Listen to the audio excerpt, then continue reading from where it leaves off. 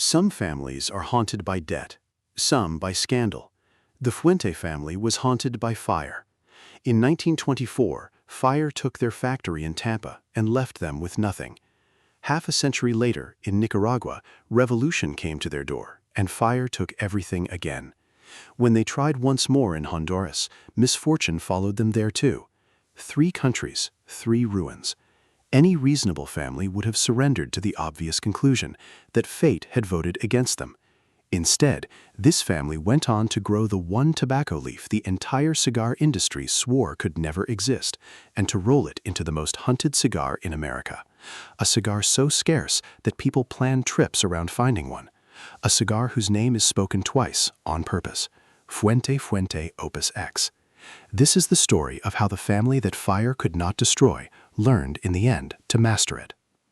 It begins with a young man named Arturo Fuente, born in Cuba in the late 1800s, who crossed the water to Florida like thousands of cigar men of his generation. He settled in West Tampa, in the orbit of Ybor City, which at the time was the handmade cigar capital of the United States. Whole neighborhoods lived by the leaf. Factories the size of cathedrals rolled millions of so-called clear Havanas, Cuban tobacco shaped by Cuban hands on American soil. The streets smelled of cedar and fermentation. Lectors read novels aloud to rooms of rollers, the same tradition Havana's factories had carried for decades, and a skilled pair of hands could feed a family with dignity. Into that world, in 1912, Arturo opened his own factory, A. Fuente and Company. Not a corner operation, a real house with a real name on it. He was building something meant to outlive him. 12 years later, it was ash. The fire of 1924 destroyed the factory, and with it, nearly everything the family had. There was no insurance settlement waiting to make them whole, no soft landing. What Arturo did next tells you everything about the generations that followed. He did not leave the business. He shrank it to the size of his own house. For years, Fuente cigars were rolled in the back of the family home, a handful at a time, sold around town. Children grew up falling asleep to the smell of tobacco in the next room. The order book was a neighborhood, the warehouse was a spare corner, and the brand survived on nothing but repetition. Good leaf, honest work, tomorrow again. An empire reduced to a porch. But the name survived because the family refused to let it die. His son, Carlos Fuente Sr., took over the little company in 1958 and inherited a war on 2 fronts. Machines were flooding the market with cheap cigars, and the cigarette had conquered America. Small, handmade producers were dying by the hundreds. Carlos kept rolling by hand anyway. Quality, he believed, was the only ground a small family could defend, and he defended it with the stubbornness of a man who had grown up watching his father start over from a porch. But handwork needs hands, and American labor was becoming impossibly expensive. Like most of the premium industry, the Fuentes looked south. In the 1970s, they built their future in Nicaragua. Good soil, skilled rollers, a fresh horizon at last. And then history repeated itself with terrible precision. In 1978, revolution swept Nicaragua. Fighting reached the cities, and the Fuente operation was lost to the violence. The family's own telling remembers it in flames. Everything, again. They attempted a restart in Honduras, and misfortune found them there as well. By 1980, the family had been effectively ruined for the 3rd time in 3 generations. Most men would have taken the hint. Carlos Sr. and his son Carlito instead arrived in Santiago in the Dominican Republic, carrying what remained: some tobacco, some debts, and a name that had already died twice and refused to stay buried. The story goes that they began again with just a handful of rollers, a company older than the Titanic, starting over at the scale of a corner shop. What happened next was one of the quiet miracles of the cigar world. Through the 1980s, the Dominican operation grew from that last stand into a powerhouse. The family revived a shape the industry had abandoned, the perfecto, tapered at both ends, beautiful and brutally difficult to roll, and built the Hemingway series around it. A perfecto punishes mediocrity. The taper concentrates the light, the shape must burn evenly through a changing ring, and only a confident roller attempts one at all. Making it a signature was a statement of pure craft, and smokers understood it instantly. They created Don Carlos, the patriarch's personal blend, tobacco chosen the way he liked it. And they joined forces with another historic Tampa cigar family, the Newmans, an alliance of survivors that endures to this day. The Fuentes were, at last, safe, prosperous even, which is precisely when Carlito Fuente decided to risk it all on an idea the whole industry called impossible. To understand the heresy, you have to understand a piece of dogma. A premium cigar is 3 tobaccos: filler for the soul, binder for the structure, and wrapper for the face, that single, flawless silken leaf on the outside. Wrapper is the aristocrat of tobaccos, the hardest to grow, the most expensive to perfect. And for as long as anyone could remember, the industry agreed on one thing: the Dominican Republic could not grow it. Fine filler, yes. Excellent binder, certainly. But wrapper, never. The soil was wrong. The climate was wrong. Everyone knew it. Every Dominican cigar on earth wore a foreign leaf, from Connecticut, from Cameroon, from Ecuador. It was not an opinion. It was a law of nature. In 1992, Carlito Fuente decided the law of nature had simply never been enforced properly. On a farm in the Bonao region, a place the family would name Chateau de la Fuente, he planted wrapper tobacco from Cuban-seed and raised a ceiling of shade cloth above it, acres of white fabric glowing like a cathedral roof, softening the Caribbean sun to a permanent gentle morning.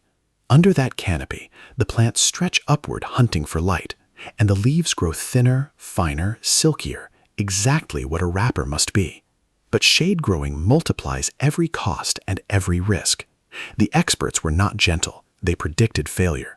Growing wrapper is unforgiving work even in proven soil. A single blemish, one torn vein, one uneven shade, and the leaf is demoted to scrap. The family poured a fortune into a field that respectable opinion had already written off. And then they did the hardest part. They waited. The field answered. The leaves came up broad, fine-veined, elastic, with a reddish glow the family called rosado.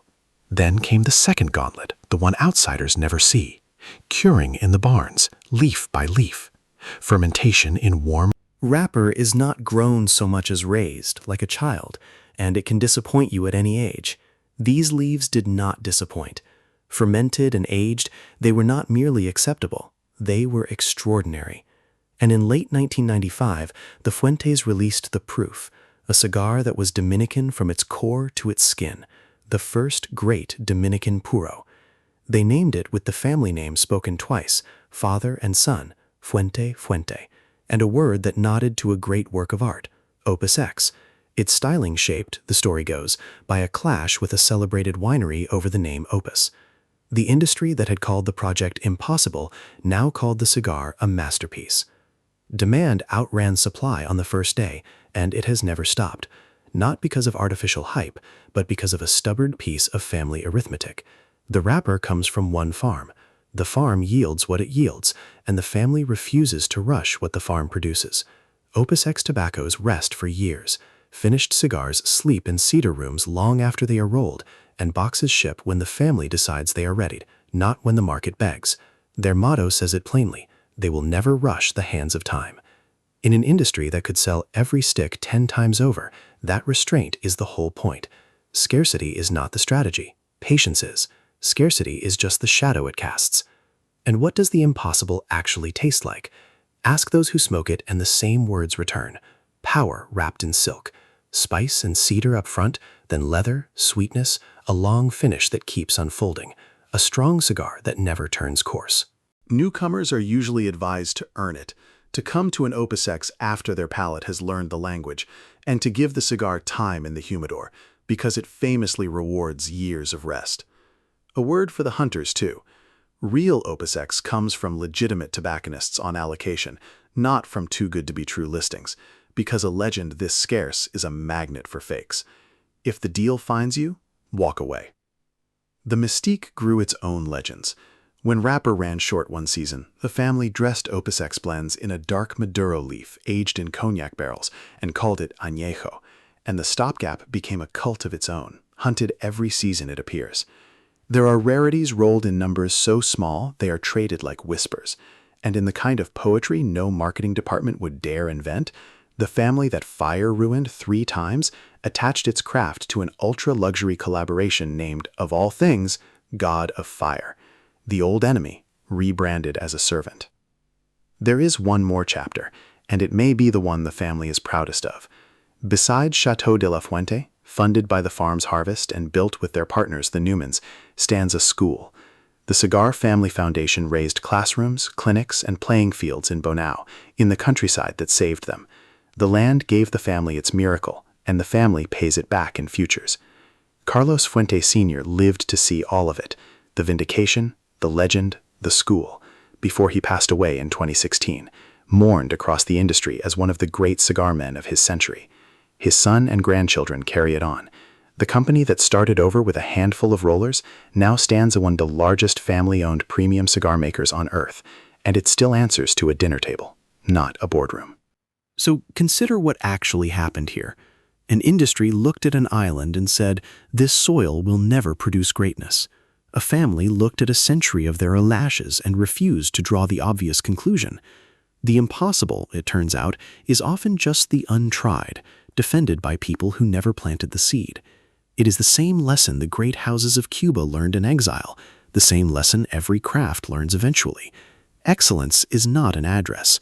It travels with the people who insist on it. And there is a quiet symmetry waiting at the end of it. Fire took the Fuentes factory in Tampa. Fire took Nicaragua. Fire stalked this family for 100 years as pure destruction. Now watch what happens every time someone somewhere lifts an Opus X and strikes a match. The flame is small, obedient, and brief. It toasts the foot of a leaf that was never supposed to exist, grown on a farm that was never supposed to work, by a family that was never supposed to survive. Fire finally works for the Fuentes, and every slow curl of smoke from that impossible wrapper says the same thing, in a language older than any brand. Ruin is an event, surrender is a decision, and time, if you refuse to rush it, is the most patient partner a family can have.